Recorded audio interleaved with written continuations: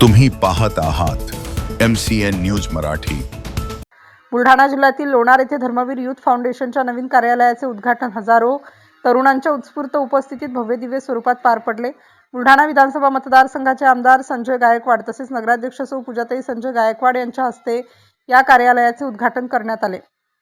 Dharmaveer youth फाउंडेशनचे संस्थापक अध्यक्ष पृथ्वीराज गायकवाड यांच्या माध्यमातून बुलढाणा जिल्ह्यात तसेच विविध भागात समाजोपयोगी उपक्रम राबवले जात असून युवकांना संघटित करून सकारात्मक दिशेने मार्गदर्शन केले जात आहे।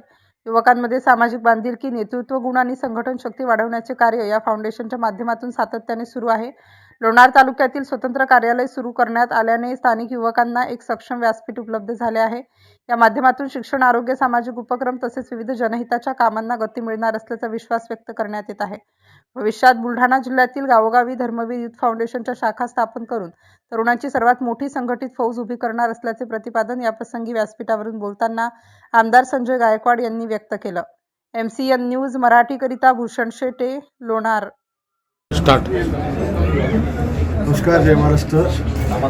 धर्मवीर युथ फाउंडेशनच्या लोणार शाखेच्या उद्घाटनाच्या निमित्ताने आज या ठिकाणी धर्मवीर फाउंडेशनच्या युथ कार्यालयाचं उद्घाटन या ठिकाणी केलेलं आहे। जवळपास बुलढाणा जिल्ह्यातल्या 13 तालुक्यांमध्ये युथ फाउंडेशनचं काम आम्ही पृथ्वीराज गायकवाडच्या माध्यमातून चालू केलेलं आहे। तरुणांना जोडणे, त्यांचे प्रश्न सोडवणे। धर्मवीर आमची शेतकरी संस्थासुद्धा याच्यामध्ये आहे, त्यामुळे त्या माध्यमातून शेतकऱ्यांना मार्गदर्शन करणे, शेतकऱ्यांचे प्रश्न सोडवणे आणि सर्व क्षेत्रामध्ये काम करणे, मुलीबाळींचं रक्षण करणे हा या संघटनेचा मूळ हेतू आहे।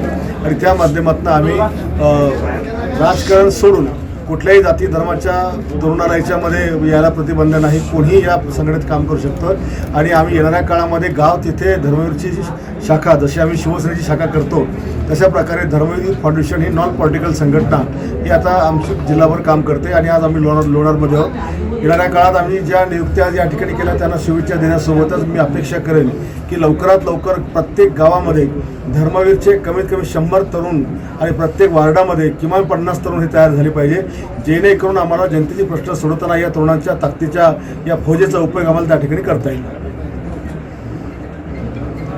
ओके।